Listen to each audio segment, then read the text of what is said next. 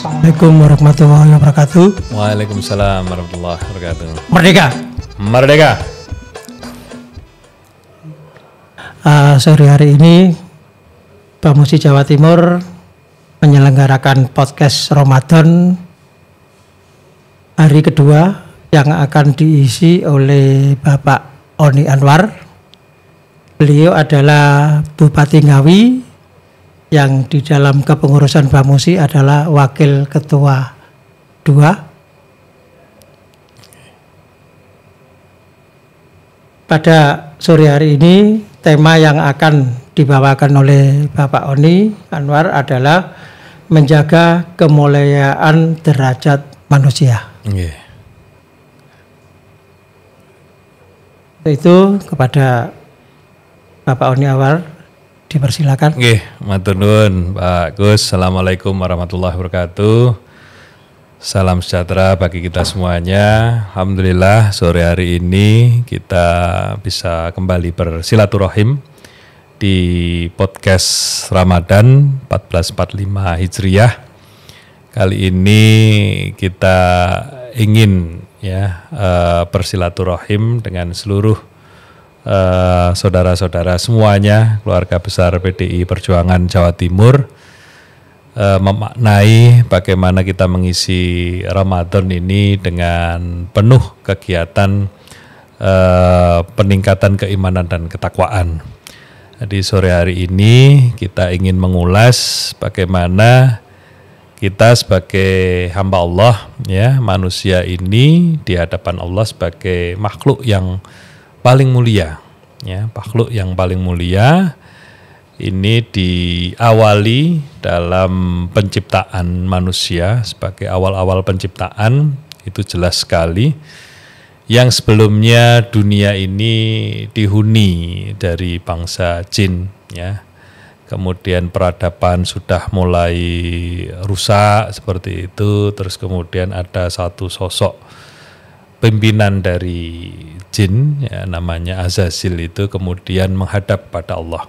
Azazil ini jin yang paling beriman, paling bertakwa, paling beriman, paling soleh lah di hadapan Allah. Tapi kemudian beliau ingin peradaban yang rusak di kala itu, ingin beliau ini, si Azazil ini pengen benahi, akhirnya izin meminta bala tentara.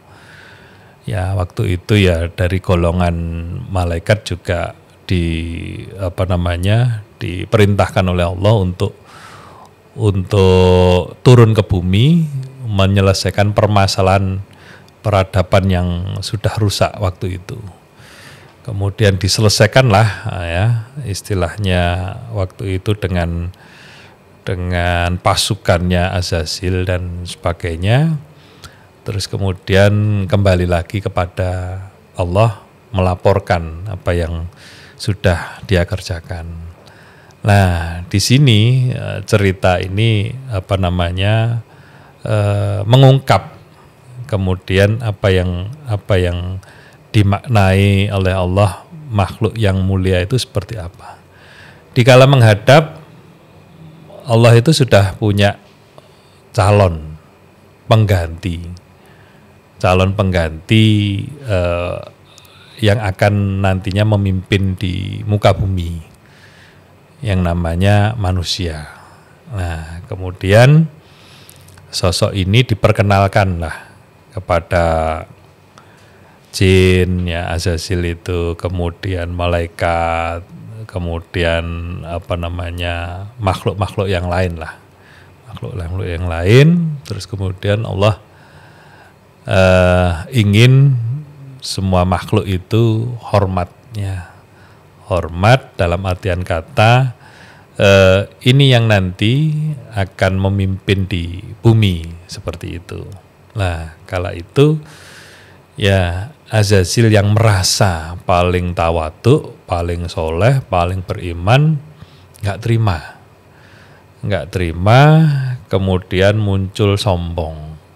Nah, ini yang kemudian akhirnya si Azazil ini dilaknat oleh Allah, dimasukkan kepada neraka, dan kemudian awal dari mula iblis itu ya aslinya ya si Azazil ini. Jadi jin yang kemudian sombong ya, akan apa namanya, kekuatannya dan seterusnya, akhirnya menjadi iblis itu tadi.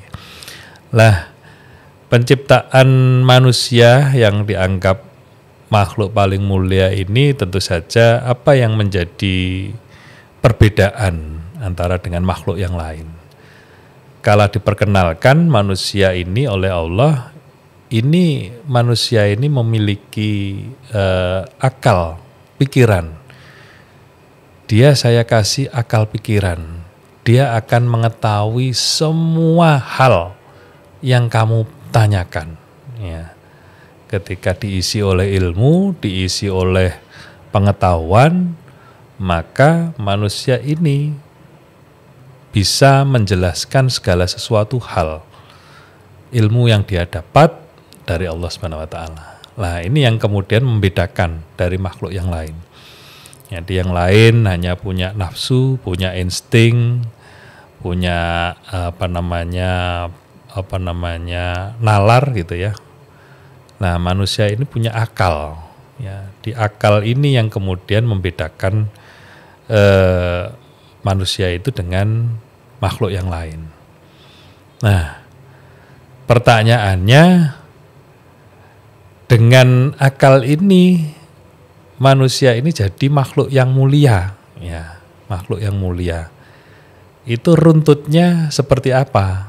Ya, itu dijelaskan oleh Allah di salah satu ayatnya, Qulillahumma malikal mulki tu'ti mulka man tasha wa tanzi'u mulka mimman tasha wa tanzi'u mulka mimman tasha wa tu'izzu man tasha biyadikal khair innaka ala kulli syai'in qadir. Jadi kerajaan Allah ini maha pemilik kerajaan. Ya. Allah berkenan memberikan suatu kerajaan kepada manusia. Allah juga berkenan mencabut kerajaan itu dari manusia. Kemudian Allah bisa menghadirkan derajat kemuliaan itu, sekaligus Allah lah yang berkenan menghinakan manusia itu. Nah, terus keywordnya apa? Di ayat yang selanjutnya ini, bahwasanya yang membedakan, yang kemudian orang ini bisa jadi terus menjadi makhluk yang mulia adalah kebaikan. Nah, bagaimana ketika seseorang ini memiliki manfaat dan kebaikan, yaitu sejatinya manusia yang memiliki akal, kemudian bisa berbuat baik, kemudian yang dinamakan oleh Allah makhluk yang mulia. Itu kiranya Pak Gus, sedikit cerita dari kemuliaan dari manusia, seperti itu. Demikian narasi yang disampaikan oleh Pak Oni Anwar. Ini kami mau mengajukan beberapa pertanyaan. Iya, monggo. Yang pertama, apa kemuliaan yang dimaksud dengan kemuliaan manusia itu? Nggih, itu tadi kami sampaikan, karena beliau ini manusia ini memiliki akal, ya.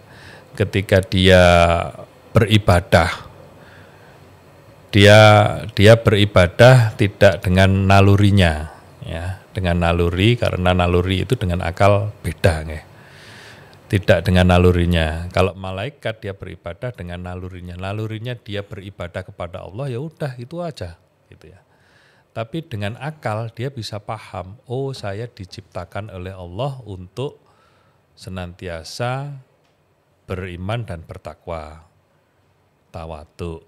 Oh saya diciptakan Allah untuk sebagai khalifah, pemimpin. Oh saya diciptakan oleh Allah untuk supaya menjadi kemanfaatan bagi seluruh alam. Lah, kalau kemudian dia tahu proses penciptaannya dengan akal itu, dia akan lebih bisa beriman dengan hatinya, gitu.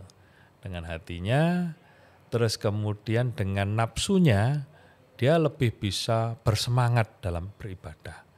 Lah ini kalau dikombinasi antara akal dan nafsu, ini sebagai makhluk yang kemudian ketika beribadah dia bisa menjadi makhluk yang paling mulia di hadapan Allah. Nah, kalau yang malaikat tadi ya sudah paten ini.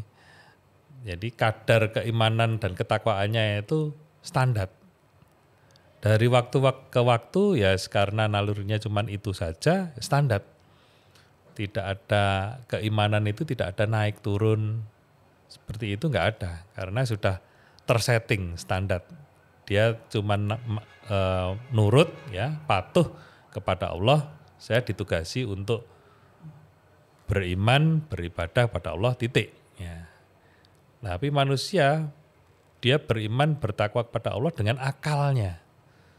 Ya, terus kemudian dia punya nafsu sehingga ketika dia sudah beriman bertakwa, ketika beribadah itu dia bisa bersemangat. Bisa bersemangat yang itu kemudian derajat kemuliaan itu di sisi Allah itu jadi beda antara makhluknya. Seperti itu. Jadi itu derajat kemuliaan manusia dibanding dengan makhluk yang lainnya gitu, Pak Oni. Kemudian pertanyaan yang kedua, mengapa derajat manusia dikatakan lebih mulia daripada malaikat?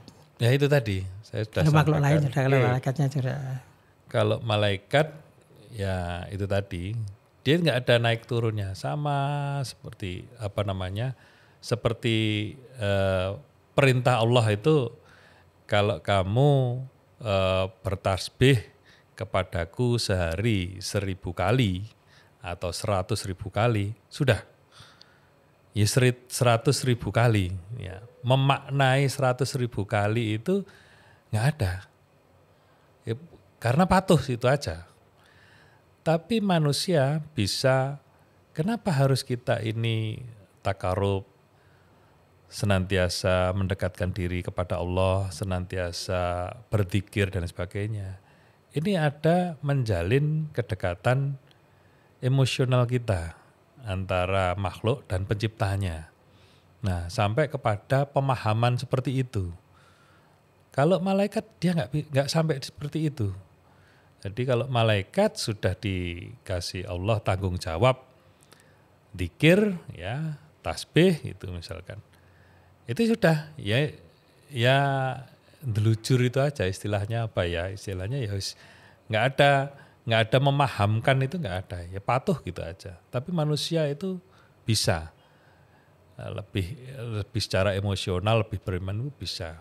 Dan kenapa lebih mulia? Karena manusia ini ada tantangannya berupa nafsu itu tadi.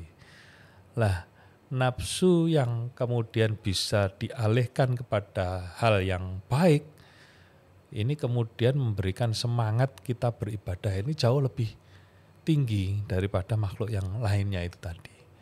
Nah itu akhirnya manusia ini lebih mulia di hadapan makhluk yang lainnya, termasuk dengan malaikat sekalipun gitu. Insya Allah. Jadi teringat lagu ini saya.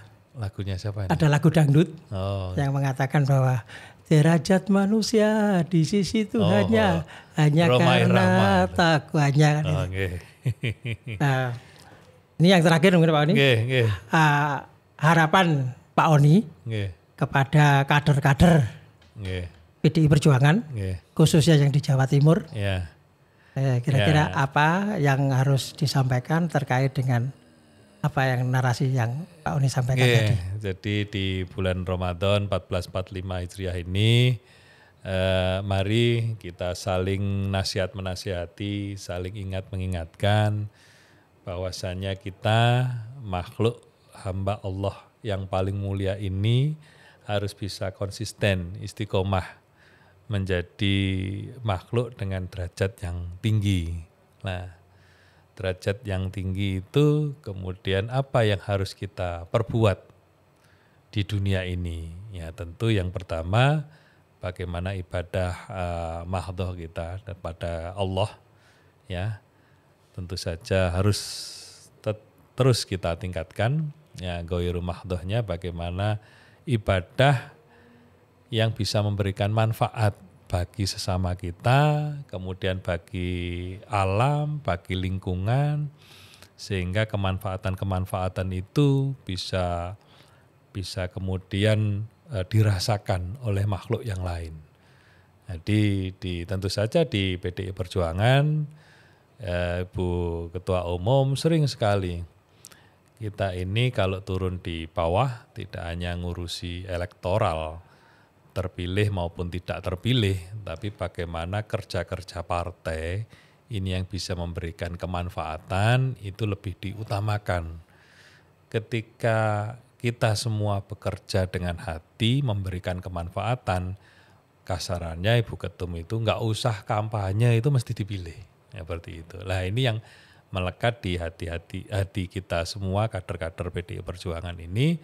Nggak usah ketika kita ini melulu ngurusi elektoral ini harus seperti apa, tapi apa yang menjadi tanggung jawab kita kerjakan dengan baik, terus kemudian kita melakukan kebaikan-kebaikan sehingga bisa memberikan manfaat bagi sesama kita maupun alam kita. Insya Allah akan memberikan keberkahan dan ridhonya kepada kita semuanya. Seperti itu Mas Gus, insya Allah. Cukup Pak nih? Insya Allah. Ya, demikian podcast Ramadan Bamusi Jawa Timur 1445 Hijriah. Pada hari ini yang disampaikan oleh Bapak Oni Anwar, Bupati Ngawi sekaligus Wakil Ketua Bamusi Jawa Timur.